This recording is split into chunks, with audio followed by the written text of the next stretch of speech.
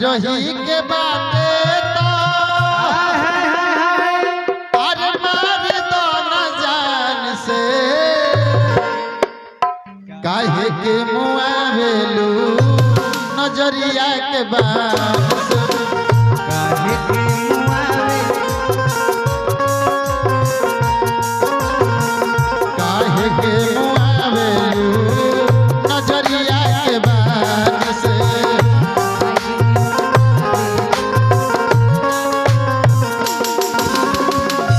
रही के बाटे तो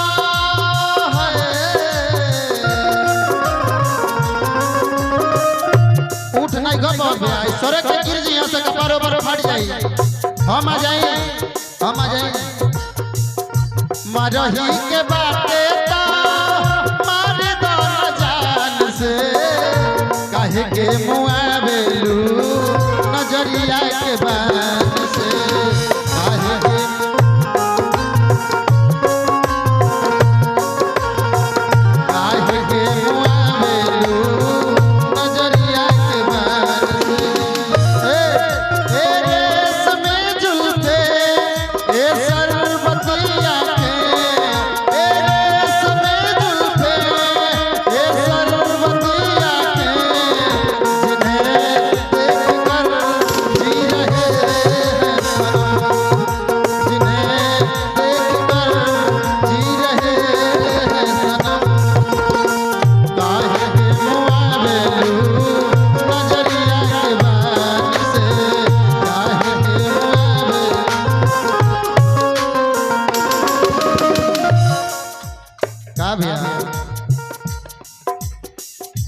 आजा भैया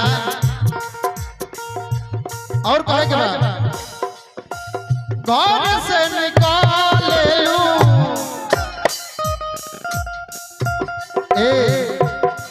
एगो बात सुना रुको पंकज भाई एगो काम करो मान लो तू कलकत्ता के रानी हम यूपी के राजा अपना घर से जब तू निकला तारू कोनो सुंदर लड़का के तरह रिझावे के होखे तो कैसे निकलबो अब हुआ से देखी पटौले के चक्कर में लगल लड़का ने चल ना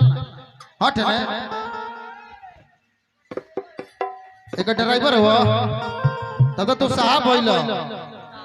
काहे से कि साहब दुनिया में दुइये लोग बा एगो डॉक्टर साहब एगो ड्राइवर साहब लेकिन कहे के बा ए नीला वाली तनी हने तनी अपन कलाकारी दिखावो कि कैसे अपना घर से निकलबो अगर कोनो लड़का के रिझावे कहोगे तो पंकज भाई कि घर से निकाल लू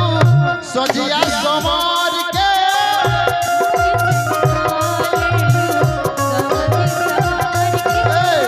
ऐसे कौन लड़का रिझी तरह से तू तनी दिखाओ आधा दिखाओ आधा कि घर से निकाल लू सजिया समार के कवना निसम बाड़ा तू आधा नहीं के तरह लगे सुना हम बताओ तनी तू आधा दिखाओ आवा आधा दिखाओ आवा आवा आवा देखो हम दिखाओ तनी केहू के बुरा ना लगे अब कुर्ता पहले रहती तो धोती टी शर्ट ना बा देखो आधा देखावल कैसे चला मान लो है पब्लिक में हाँ मान लो है पब्लिक में कोनो करोड़पति लड़का बैठल बा जेकरा लगे करोड़ों रुपया हो आ तारा अपना आधा से ओकरा फंसावे के बा ओके कंगाल बनावे के बा तो कैसे आधा देखैबू हमरा से सीख लो देखो आधा आधा मतलब कि आधा दिखा दो हाँ एकरा बाद तनी से हैया से ढील कर लो अब देखो कि घर से निकाल लू सजिया सवार के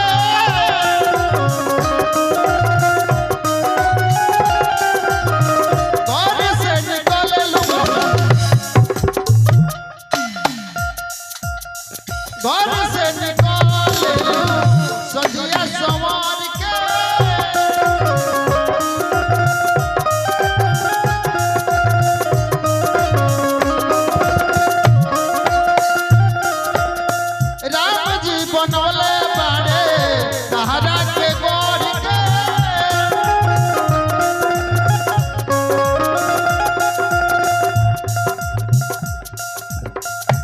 ए बबुआ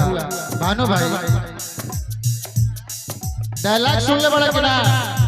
कि मैं पवन सिंह हूँ बेटा, मूड बनने में थोड़ा टाइम लगता है। आई बाहर से निकाले लूं सजिया सवार के,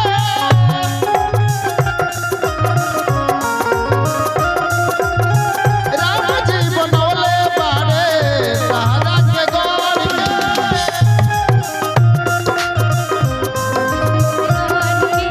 ए भैया ए पंकज भाई, ये हमारे भैया काफी देर से चाहते हैं कि कलाकार लोग के पास आए, जानते नहीं भैया भाई छलको तक गिर जिया से कपार पर फाट जी कोनो मतलब ना निकली। अब आ गए नहीं, अब स्वेच्छा से जितना आपका दिल करे। हां सूखे ना पाटी, कबो कबो सूखे फाट जाला कि राम नवले बाड़े तहारा के गढ़ के।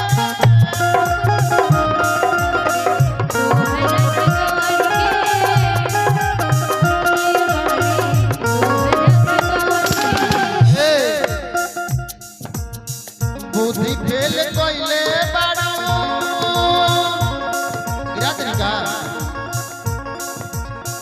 बुद्धि फेल कोइले बाड़ू बुढ़ावा जवान के, बुद्धि फेल कोइले बाड़ू बुढ़ावा जवान के। काहे के मुआ बेलू नजरिया के बान से,